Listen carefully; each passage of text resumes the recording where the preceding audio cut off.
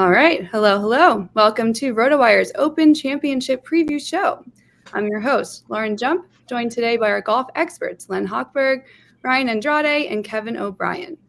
We are here to get you ready for one of the most iconic weeks in golf, the 152nd Open Championship at Royal Portrush. Over the next 30 minutes, we'll break down key storylines, dive into DFS and betting picks, preview the course, and even go head-to-head with a review of our annual player draft. But first, a couple of fun facts to kick things off. This will be just the third time Royal Portrush has hosted the Open.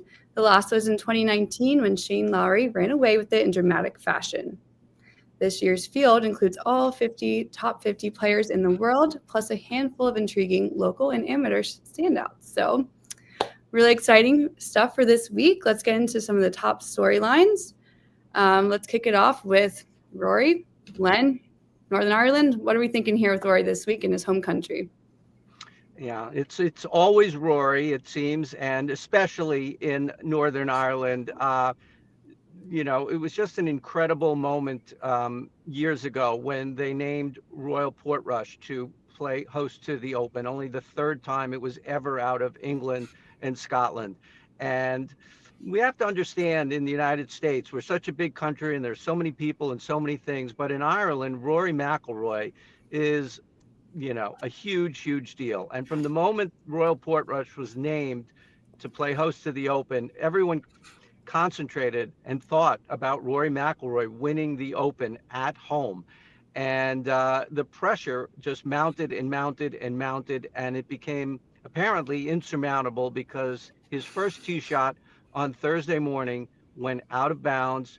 He shot an 8 on the first hole, a quadruple bogey. He shot 79 on Thursday. It was just an absolute disaster. He ended up shooting 65 the next day, which I don't know if that's good or bad, because then he missed the cut by one shot, but he was gone. And Shane Lowry filled in very nicely for the home folk and actually probably had a nice entry point into the Open, drafting behind all the focus on Rory McIlroy. So he ended up winning the tournament. I think Rory will do better. How could he not do better this year? He's won another major since then, so I think he knows how to handle a lot of things a lot differently than he did. But I still think that when he gets to the first tee on Thursday morning, at least for a millisecond, he's going to have to think back to that opening drive 6 years ago.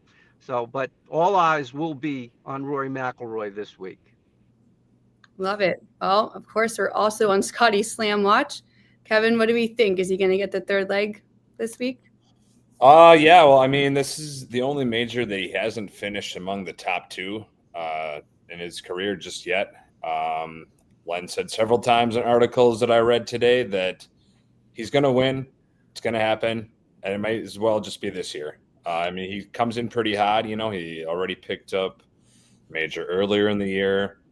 Hasn't finished lower than 7th in any major this year and hasn't finished lower than 8th anywhere since March. So he remains the number one player in the world. Top 10s in the last 2 Scottish Open, so it doesn't look like he's going to be too fazed by the conditions this week. So as Len said, why not this week? All right, and of course, we also have some Ryder Cup implications. Ryan, what do we think? A few players battling here to make the team.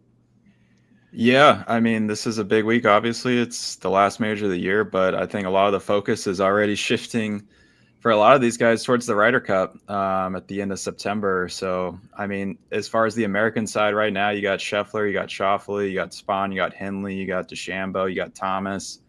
Those are your auto qualifiers as of now. I think, a guy like Morikawa and Ben Griffin, whether they get on points, they're probably already on the team already. What does Keegan Bradley do with himself? I mean, there was a lot of conversation after he won the Travelers a few weeks ago. The Open has not been kind to him. He's missed the cut 5 straight times there. So maybe not a great opportunity for him this week. But, you look at a guy like Chris Gotterup, who's coming off just a spectacular performance at the Scottish Open. I don't think he was really on anybody's radar, but, he stood there, stared Rory down, took him down at the Scottish Open, and he's been playing some really consistent golf even before all that. So he would be a great fit for Bethpage. I think, you got a lot of guys like Harris English, Maverick McNeely, Sam Burns, even Jordan Spieth. It's a big week for a lot of them. And, there's probably 3 or 4 spots that are still wide open on this team. And I think Keegan Bradley and some of the other Ryder Cup assistant captains really want to see some of these guys start knocking the door down. And this would be a great week to do so and really solidify their spot on the team. Yeah, definitely makes it more exciting with that. So let's get into a little bit about the course itself. We have some tight fairways. It's going to be maybe some coastal winds happening here. Len, what really stands out for you about the course setup here at Royal Portrush this week? Well, traditional links golf course. Last week, the Scottish Open, we sort of had links on training wheels, links adjacent, whatever you want to call it. It was sort of actually a good step for the U.S.-based golfers to get their feet wet a little bit heading into Royal Portrush. But 6 years ago in 2019, Royal Portrush was the 4th hardest golf course on the PGA Tour. It was the real deal. The one interesting thing about this links golf course, only 57 bunkers. That's not a lot. That's far and away the fewest in the open rota. But the ones that are there are the deep pot bunkers and will be very difficult. One of the things about Royal Portrush is there aren't very many flat shots out there. There's a lot of undulations in the fairways. The golfers will all have ball above their feet, ball below the feet. Even the greens aren't that flat. There are a lot of undulations there, runoffs, and things of that nature. So it was a really difficult golf course. Now, Shane Lowry did get to 15 under 6 years ago, but he was the only golfer in double figures. As you mentioned, he ran away with it. Tommy Fleetwood was at 9 under in second place. Normally, when we talk about links golf, scrambling is so important. Play around the greens, all the different clubs you could use. Well, Shane Lowry handled that by getting onto the green in regulation in just almost record fashion. He had hit 59 of 72 greens in 2019, almost 80%. Tony Finau, who finished 3rd, and Lee Westwood, who tied for 4th, hit about 75% of their greens in regulation. So there was a very, very high correlation of success to greens in regulation. And that's what we should expect this week. The weather, I think it's going to rain every day, but it rains every day anyway. I don't think it's really going to interrupt play that much. It's going to be not too cold, upper 60s, typical Open Championship weather. I don't expect anything out of the ordinary there. But definitely just links golf, and players, especially the U.S.-based players, will have to figure that out. Absolutely. With that, let's talk some DFS. Who do we have in our DraftKings lineups this week? Len, you want to start it off with the 9K range? Who do you think is worth paying up for this week? Well, I'd like to start, if I could, with the 10K range. And although there are very few in the 10K and very few in the 9K, it's really interesting. There's the way DraftKings has set this up. There are only 32 golfers in the 10s and up, 9s, 8s, and 7s. You can get down to a golfer around $7,000, and I won't start naming names, but just to point out where this is, there are only 32 golfers from 7,000 on up. So you're planning on playing a guy in the low 7,000s. He's almost borderline top 25 in the eyes of the DraftKings price makers. That said, 10,000s, 4 guys. I think I have to start with Rory. Scotty Scheffler is 14-2. That is a very, very high price, the highest price we've seen. He's more than $2,000 higher than Rory McIlroy. I think that's a bit much. You certainly can play Scotty Scheffler if you want to, because we go deep into the 5,000s, all the way down to 5,000. You can clearly set a lineup. But this has been Scotty Scheffler's worst major, as Kevin was talking about, and I think he will win one. But I don't know if it might be this year, it might not. But I think at that price, when you have the option of Rory McIlroy or a very cheap Jon Rahm, $3,800 cheaper than Scotty Scheffler, that's like half a golfer cheaper than Scotty Scheffler. I think those two are much smarter plays that allow you to avoid much of the 5,000s, if not entirely. And in the 9,000s, there are some Euros there. Tommy Fleetwood, first and foremost, he was second here. He's just a fantastic tee to green golfer. He plays well in the Open. I think we know that he's had so much trouble winning on the PGA Tour. I almost think it'll be easier to win an Open Championship, to win an Open at home, roughly, than to win a PGA Tour event at this time. It would not surprise me at all. Also, like Shane Lowry, I think it'll be interesting to see Shane Lowry as the defending champion. I want to see his first tee shot on Thursday morning and whether he hits it right down the middle. I think for Shane Lowry, par on number 1 on Thursday would be an incredible score for him. He's got to be nervous. And Robert McIntyre is also in the mix for me. He's, I think, 9,000, and I think he could have a very good week this week. And if Rory and or Shane Lowry aren't there, then I think the crowds will go to a Fleetwood, to a McIntyre, and cheer them on. Absolutely. Thank you for that, Len. Kevin, what do you think dropping down a bit here to the $7,000-8,000 range? Yeah, there's quite a few options in there this time around. There's a lot to like, I think, about guys like, Sam Burns, Ben Griffin, even Spieth. But the two guys I'm going to list, first one is going to be Victor Hovland, checking in at 8,300. He's tied for the 9th best odds. His approach game is really dialed in. As long as he can, just get it up there and avoid those wedges, I think he should be in good shape. Luckily, maybe some of those wedge shots he'd normally hitting, he could be putts this time around on this style of course. So maybe just a couple extra shots there to shave it off and get him closer to the top and try to take down that first major. Next guy on the list I've got is Matt Fitzpatrick. He comes in at 7,800. He's looking like his old self a little bit more lately. He hasn't really shined in this tournament, but he does have 3 top 25s. And I know somebody else on this broadcast really likes him based on the draft results. All right, well, we'll disclose that very soon here. Ryan, what about you with some value picks for DraftKings this week? Yeah, no, what Len pointed out at the start, close to 80% of the players are basically in the 6K and 5K range, which is pretty stunning. So, depending on what you choose to do at the top, everybody's going to have to try to find some value down here at some point.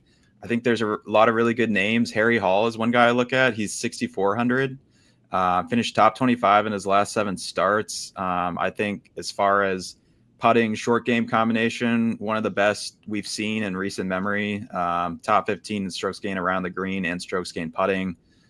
He's also 3rd in birdie average and 8th in bogey avoidance. So this is a guy that always gets the best out of his round, scores extremely well.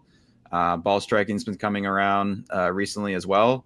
Another guy, Nick Taylor, at 6,000, 7 top 25s in his last 8 starts.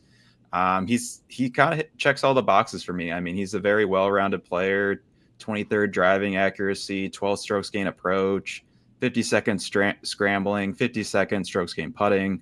Kind of just does it all and has been really consistent as of late. So I'd look at him. If you want to dip even further down, a guy like Matt McCarty at 5,600. We saw him up on the leaderboard at the Masters, so prove that he can get it done on some of the hardest courses. He's 5th in par 3 scoring average, which I think is going to be pretty important. These are some of the toughest sets of par 3s in the Open Rota, in my opinion. And he's also a very accurate driver of the ball. I think that's going to be really important. This is going to be a much different test than we saw at the Scottish Open. I think the Bombers had a huge advantage there. It was super dried out. Really, if you were off the fairway, you were likely to get a pretty decent lie and be able to advance it all the way to the green. Looking at some of the videos and pictures around Royal Portrush, there's a lot of flowers and thicker bushes around the fairway. So if you get in some of that, and especially if it's wet, if we get all the rain that we're expected, it's going to be quite the challenge, and it might just see some pitch outs like we saw at Oakmont. So I think driving actually is going to be really, really important this week. All right. Well, there you have it. Should we move on to some betting here? Let's lock in some picks. Let's talk about our favorite betting plays of the week. So outrights, let's start there. Let's just go around the horn. Len, tell me an outright bet for this week for you. Yeah, what really stood out for me when I was looking at the numbers was Matt Fitzpatrick, as Kevin alluded to. He's playing really good golf lately. He just tied for fourth last week in Scotland. He's really started to turn around since he had a top 10 at the PGA. But what really stood out, I saw him at 70-1.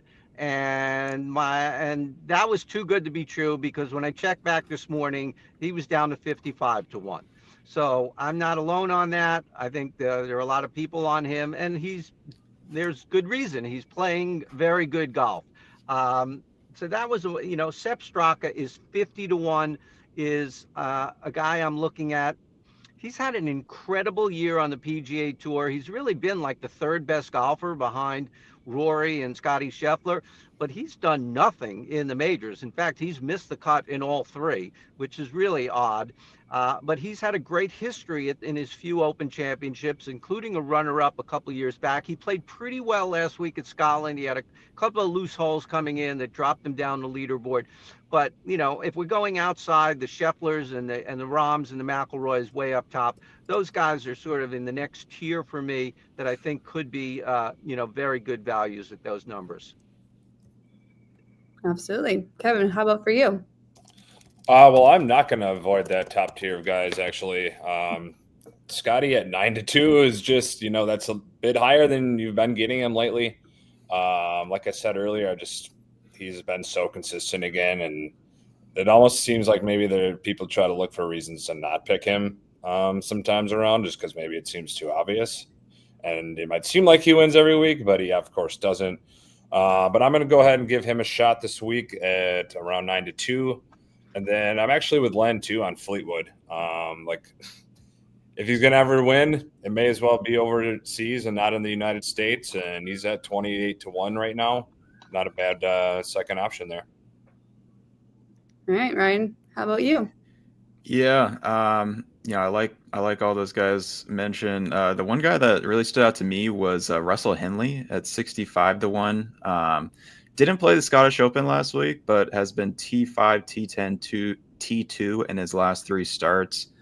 For me, he checks all the boxes, really. I'm looking for somebody who's really accurate off the tee, really dialed in with their approach game, and really solid around the greens. And Henley does all of those. Top 15 driving accuracy, strokes gain approach, and strokes gain around the green.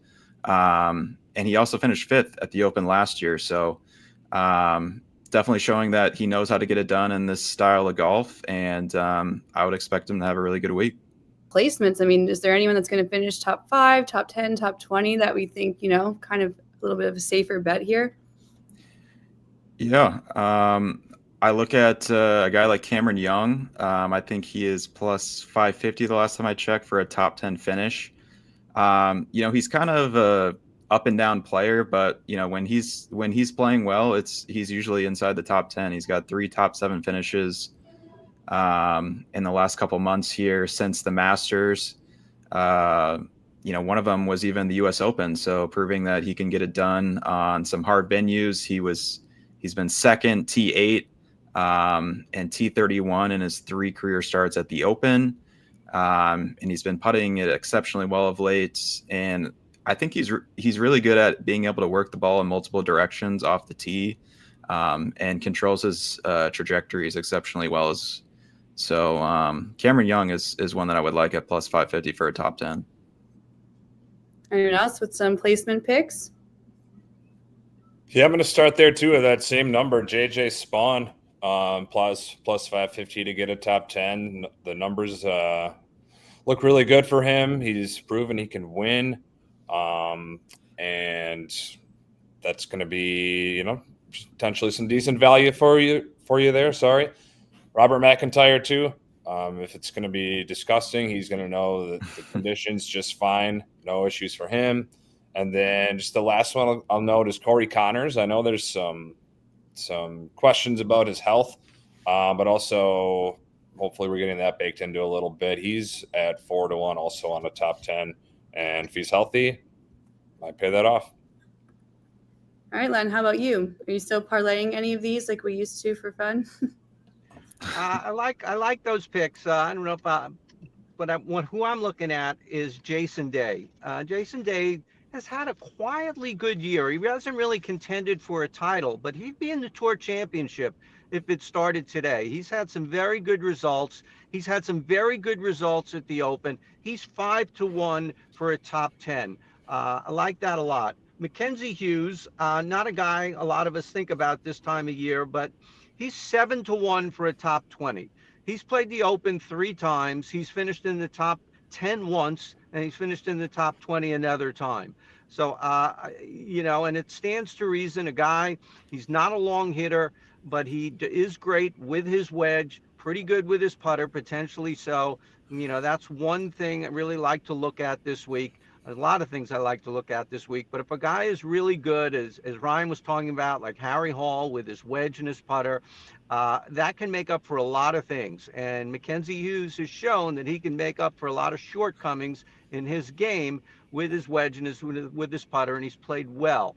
One other guy I want to point out, it's a guy I've been talking about for 2 weeks now since the Scottish Open, Christopher Wrighton, 27-year-old Norwegian. He's been having an incredible year on the DP World Tour. Started the year outside the top 400 in the world. He's now inside the top 100. We probably will see him on the PGA Tour next season as a top 10 graduate from the DP World Tour. He's won a tournament. He's been a runner-up. He played in a much higher class last week at the Scottish Open, and he finished in the top 15. He's 6.5-1 plus 650 on a top 20. All right. Love it. Those are really good bets, guys. Thank you so much. Let's move into our draft. Really fun draft that we do here for each major. Should we start with the running tally? Kevin, are you the one with the most wins this year so far? I believe I have one. Somebody has 1.5. That'd be Ryan. Okay. We split, me and you, Lauren, we split at the Masters. Kevin won the PGA, and then I got the US Open. That's right. I remember that now. So I can answer that. It's not me. Not yet, but what happened this time, Len? What pick did you get for the first time? He got the first pick. Yeah. I got the first pick, and as I said, Mackenzie Hughes really high on my list. No, I went with Rory. I think the first pick had to be Rory or Scotty, and it really wasn't any question for me.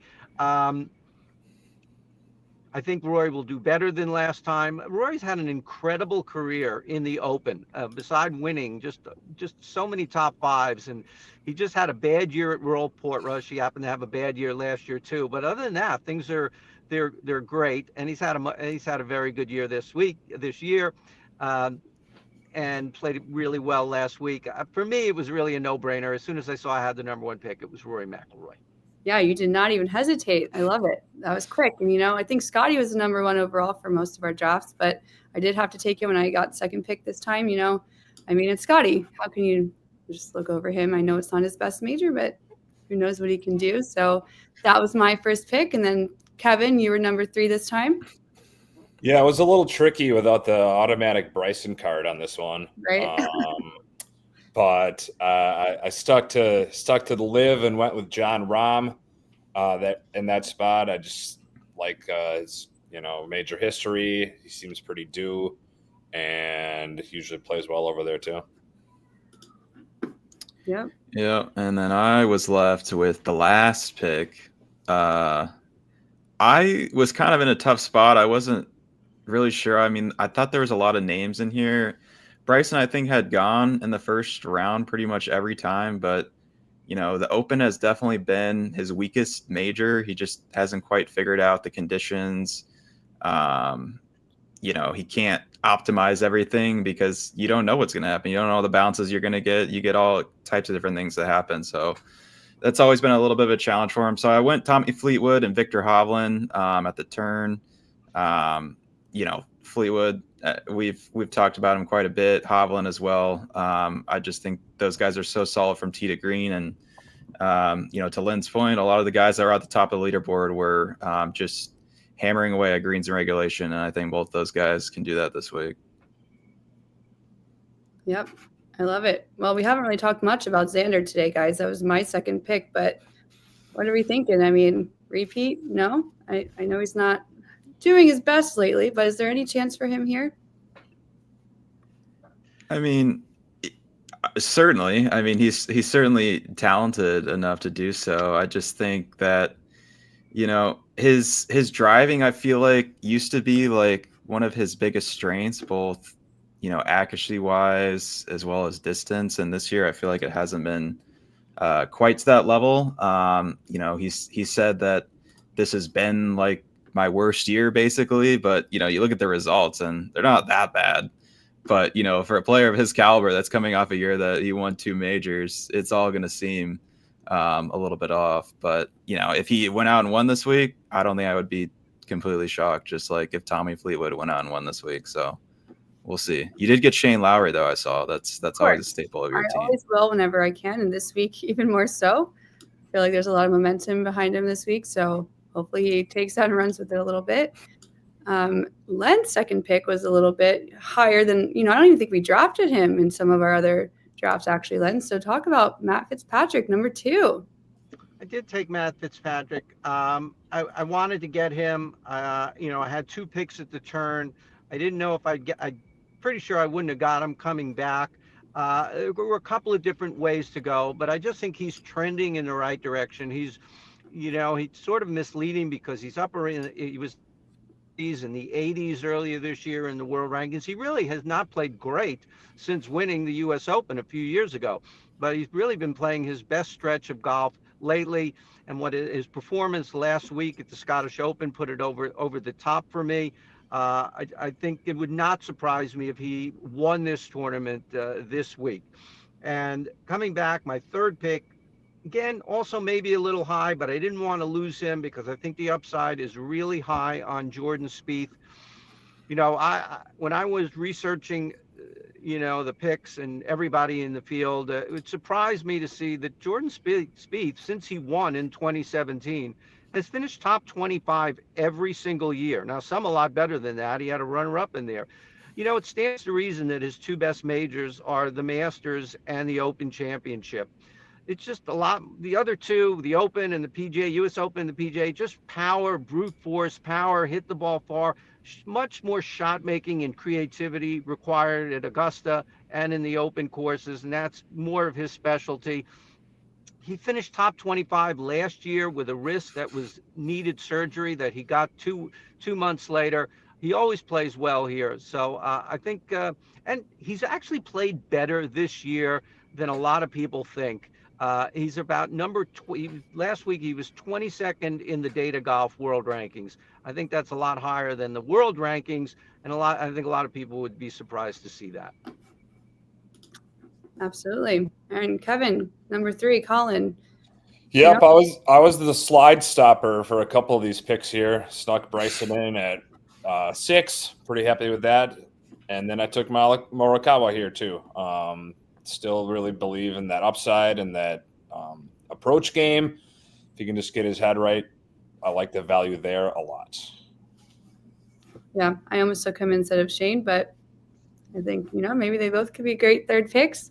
Russell Henley for you, Ryan. Tyrrell Hatton. I mean, talk about kind of where you start to build your team here towards the middle. Well, yeah. I feel like a lot of these guys I've had earlier this season in these drafts, guys like Fleetwood, Henley, Hatton, Straka.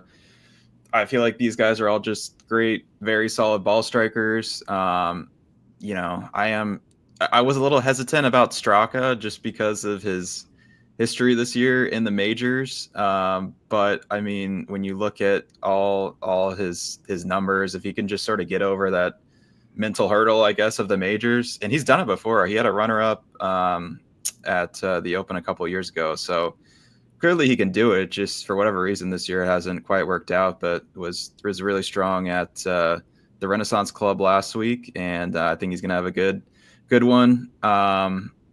But yeah, I mean, the rest of my team, like I stole Harry Hall close to the bottom, Cam Young, a couple guys I think have pretty high upside that are putting it really well right now.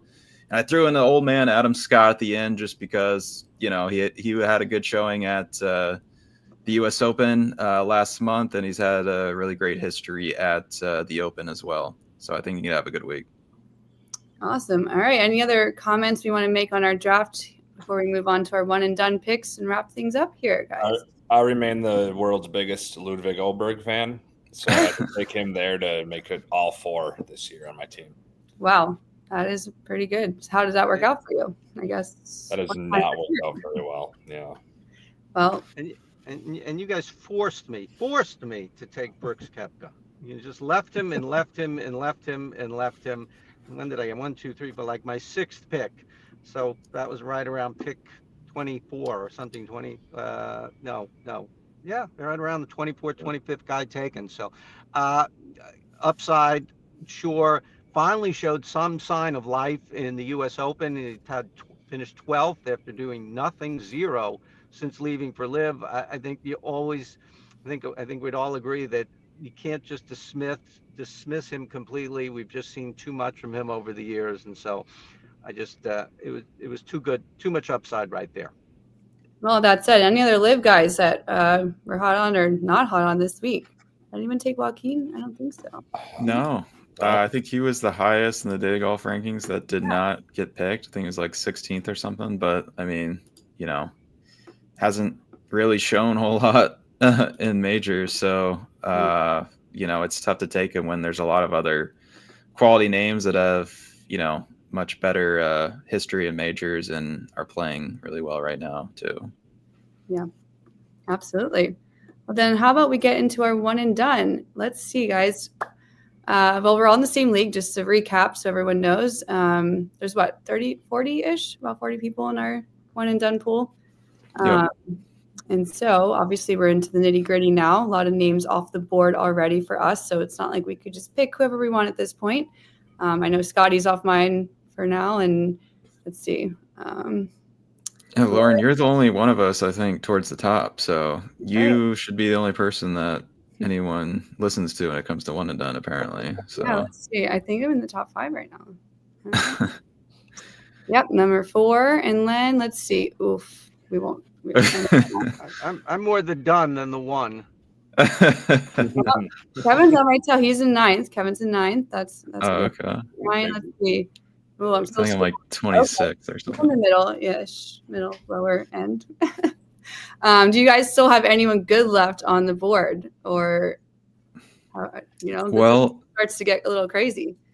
I think Rom will be pretty chalky this week. I think roughly half of the people in our league have used him, so I would expect quite a few to use him. If you have him still left, you didn't use him at any of the first 3 majors, but I think if you're down like me, it doesn't really do me any good to do that. I might as well just take a chance, and that's why I'm going with Jordan Spieth this week, because his upside is super, super high and his floor is super, super low. So if he misses the cut, doesn't really help. It doesn't really hurt me too much because I'm already down there. And if he plays like he has throughout his career at the Open, then, I'm going to move up a bit. So we'll see. He celebrated the birth of his 3rd child last week, and he's coming off a neck injury. But he's here, and I think he can have a great week, just considering how well he's been driving it this year. Yeah, love that little extra motivation. All right, who else? I mean, does anyone have Rory left? I mean, there's no way. Maybe. No, I strayed. I strayed from my live strategy at the U.S. Open with Rory, and that worked out terribly. So it's down to Xander and Morikawa and Hatton for me. I think Koepka's on there too, but I think I'm just going to lean towards Hatton and just save those other 2 guys for what's to come. I like that. Yeah. How about you, Len? I mean, Matt Fitzpatrick could be a good one this week too. Yeah, well, one of the strategies if you're behind and and need to make up ground, as Ryan said, you want to avoid the chalk and take some chances and try and move up and go where other people are zagging. And so, I've used most of the top guys anyway. I'll have to check and see. My first thought is that I'll take Matt Fitzpatrick. Because I don't think anyone else, or hardly anyone else, is going to take Matt Fitzpatrick, and I really do think he can have a very good week. So that's probably where I'm going to go. But I haven't checked in weeks to see who I have left or where I am in the standings, and just trying to fulfill my commitment of making picks as I'm required to do. But other than that, Yeah. So I you know, if there's a live guy, I probably have Kepka and you know, I like the live strategy where you only have 4 times a year to take a live guy, and you can save the PGA Tour guys for other tournaments. So that's a possibility, but Matt Fitzpatrick probably. All right, Len. I mean, I didn't hear any of that, so we're good. You have some catching up to do anyway. Well, I don't think anyone's hearing this and going, "Yeah, I'm gonna follow him." You didn't spill the beans on yours, Lauren. Well, it might have been said in the last few minutes, so I don't know if I don't need you guys riding my coattails right now. This is my chance. So it's got money to win. Yeah, but I agree. Like, trying to find someone that no one else is going to be picking. That's what I did the week that Ryan Fox got first. I tried to, search down. I scrolled, for a few minutes, it felt like, and just kind of felt like, looking at his past results and how he's been playing, like, just felt good. And it worked. So that's what boosted me up. So, yeah, I mean, I guess that's a really good strategy if you do need to make up some ground, which we have about how many tournaments left here in this pool? I would say 10 to 13. It's like 6. 6? Yeah. There's 2 more regular events, and then there's the playoffs. So, the Open's got a bigger purse, so a chance to make up some more ground, and then, likely your playoff events are going to be the only spots where you're going to make a big move. So, time is now. Pressure's on you, Lauren. All right. I'm excited for that. And I'm thinking next year we have to run this publicly. What do you guys think? Do another run? I think we did a few years ago, but let's do that. Would be exciting. Get everyone else in on this, so the public can beat us and try and talk some picks with everyone else. I think that could be fun. So if everyone's interested, stay tuned for that next year. Otherwise, anything else? Any other players we did not discuss that we feel like is worth mentioning? I feel like we covered most of them.